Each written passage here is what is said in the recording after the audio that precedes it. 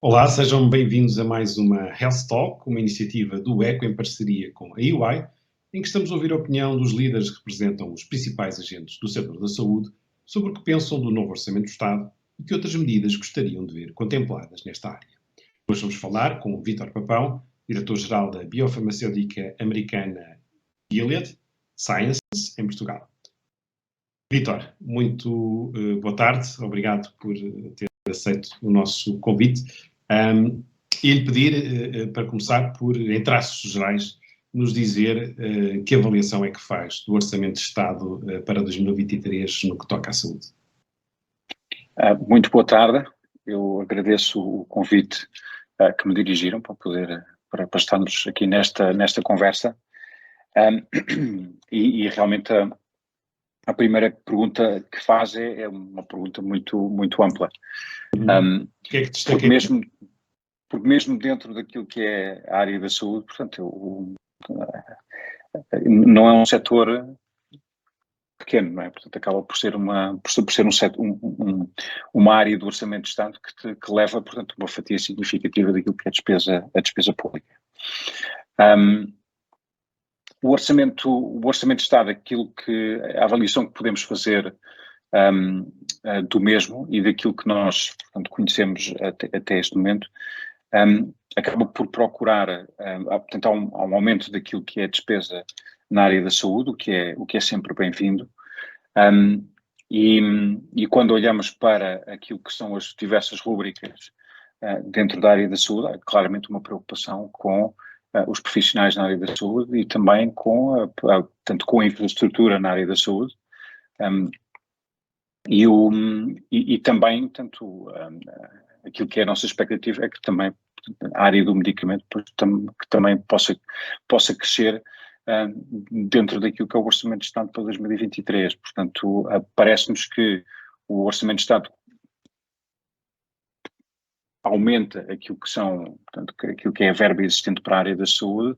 Há uma necessidade para que esse aumento realmente se efetue, portanto, olhamos com confiança para aquilo que é o ano 2023, no sentido de que vai haver mais capacidade para poder satisfazer aquilo que são as necessidades dos cidadãos portugueses no que respeita ao seu acesso à saúde e àquilo que pode esperar do Sistema Nacional de Saúde. O relatório do Orçamento do Estado traça como objetivo na redução da despesa com medicamentos, nomeadamente através da utilização de genéricos. Considera que isto é um cenário realista, atendendo, enfim, àquilo que temos assistido com o aumento dos preços de produção e os problemas nas cadeias de abastecimento, enfim, que têm até levado a alguma escassez de alguns fármacos? A utilização de medicamentos genéricos e também, portanto, a aprovação de medicamentos genéricos para utilização em substituição de medicamentos de marca quando acaba o período de proteção de patente, tem sido ao longo dos anos utilizado como uma medida para permitir reduzir a despesa com alguns medicamentos e acomodar a entrada de medicamentos inovadores mas de forma a que se mantenha sustentável a despesa em saúde. Presumo que isso seja aquilo que se vai pretender também, ou aquilo que se pretende que aconteça também no Orçamento de Estado para 2023, porque ao longo dos anos, aquilo que nós temos visto é uma gradual substituição de tecnologias mais, portanto, ou menos avançadas por tecnologias mais avançadas. E quando falo em tecnologias, estou a falar também, portanto, na área do medicamento. O ciclo de vida dos medicamentos, neste caso, portanto, está bem mapeado. Há um medicamento que é inovador, faz a sua entrada no mercado, tem um período de vida, portanto, em que estando no mercado concorre com outros medicamentos que têm indicações semelhantes e através dessa concorrência mantém-se a um preço, que é pago por esses medicamentos, e mais tarde no seu período de vida, quando perde a patente, pois é substituído por medicamentos genéricos que, por sua vez, reduzem mais ainda, portanto, o preço do medicamento. No entanto, o que é também normal é que, com o tempo, depois vão entrando medicamentos que fazem cada vez melhor o papel desse medicamento que uns anos antes era uma inovação. E este é o ciclo de vida normal. Dos medicamentos. Agora, aquilo que tem sido a política também no nosso país é que a introdução de medicamentos genéricos permite realmente reduzir a despesa com esses medicamentos, deixando espaço para que possa haver nova inovação a entrar no mercado. Isso, portanto, é a expectativa que eu tenho também para 2023, é que continue este ciclo que permite a entrada de inovação e que permite aos portugueses depois poder esperar e poder ambicionar melhores resultados em saúde por via da introdução de inovação no mercado farmacêutico. Mas, quer dizer, este contexto de aumento do custo dos fatores de produção, enfim, e até das cadeias logísticas, isto está a levar a um aumento do preço dos medicamentos a nível da indústria como um todo. Isso vai prosseguir no próximo ano? Nós, ao longo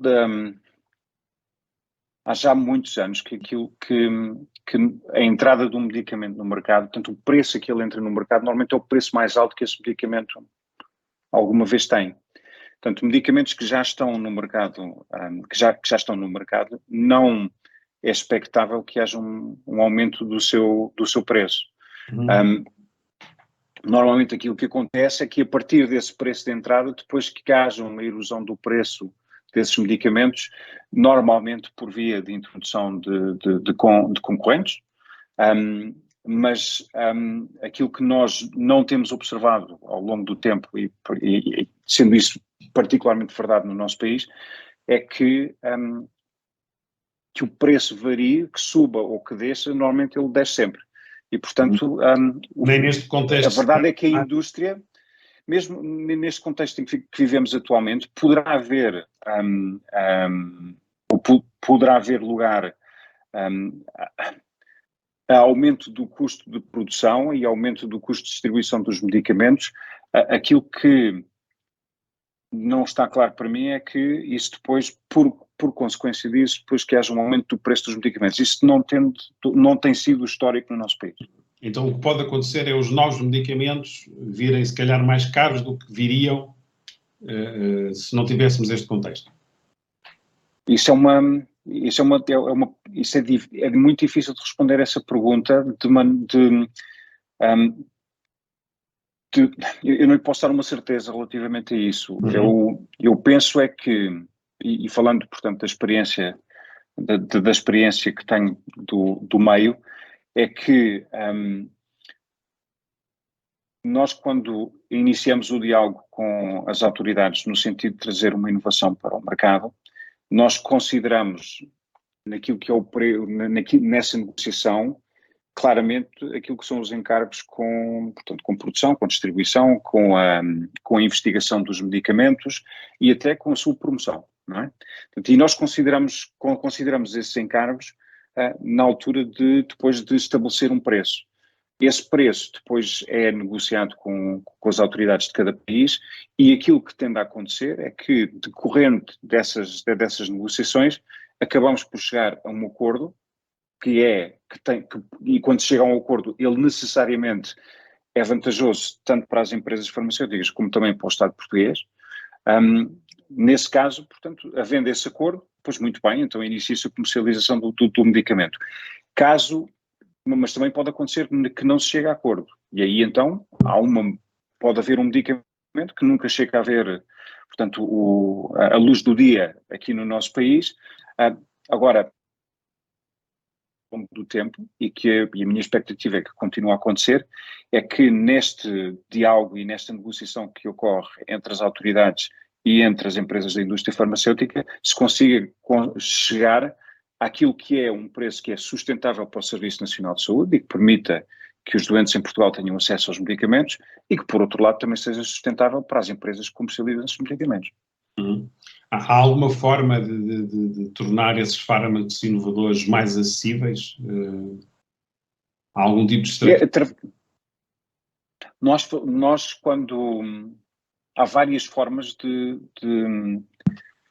garantir tanta acessibilidade de medicamentos no nosso país. Há vários tipos de contratualização inovadora. Existem vários mecanismos que estão à disposição do Infarmed e das autoridades no sentido de tornar previsível a despesa com medicamentos, ou com um dado medicamento, ou dentro de uma área terapêutica específica, e as ferramentas que estão disponíveis são amplamente utilizadas pelo Infarmed e pelas empresas para chegarmos aos tais acordos.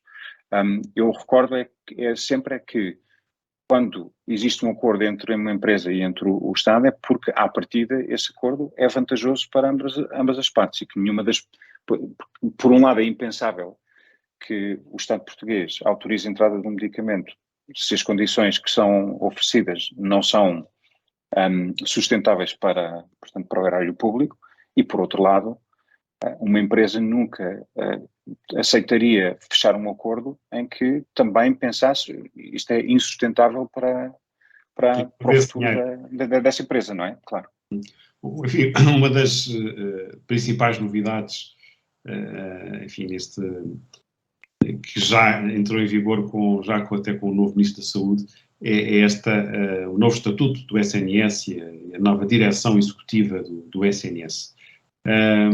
Acredita que ela poderá trazer alterações no padrão de prescrição, alterações na política do medicamento? São duas perguntas distintas, as que me está a fazer. Ora, se vai trazer alterações no padrão de prescrição. Repara, a última coisa, eu aí espero sinceramente que não, porque se houver alterações na prescrição de medicamentos por causa da entrada, ou por causa de agora termos uma direção executiva do SNS, isso implicaria, ou poderia implicar, que haveria, portanto, que se retiraria liberdade de prescrição aos médicos e, portanto, que aquilo que é o ato médico de alguma forma seria alterado e seria, ou que teria uma interferência, haveria uma ingerência nesse ato médico, certamente não é aquilo que se pretende com esta direção executiva do SNS. A outra coisa é sobre questões relacionadas com política do medicamento. Aí porventura, poderá haver uma vontade por parte da direção executiva do SNS para falar com a Apifarma, para falar com as empresas, no sentido de procurar como é que nós conseguimos utilizar da melhor forma os fármacos que temos disponíveis e aqueles que vão entrar, no sentido de levar a que os resultados em saúde sejam os melhores possíveis, garantindo da melhor forma possível a sustentabilidade do SNS também. Portanto, eu por aí sim poderia haver... E há margem de melhoria aí? Certamente, nós temos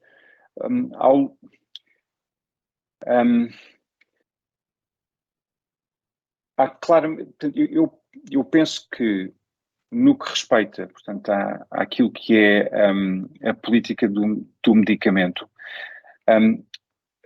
através daquilo que é uma avaliação do valor terapêutico das tecnologias que são aprovadas, através daquilo que é a utilização de medicina baseada na evidência e para a avaliação do valor terapêutico e económico dos medicamentos, há muito espaço para melhorar. Hoje em dia, utiliza-se o preço como uma espécie desculpe uma expressão em inglês, um proxy para valor, não é? Quando o preço não reflete necessariamente aquilo que é o valor do medicamento, ou seja, uma coisa não implica a outra. Um medicamento mais caro pode ter mais valor do que um medicamento mais barato e vice-versa. Sim, se os resultados que têm de saúde do paciente forem superiores.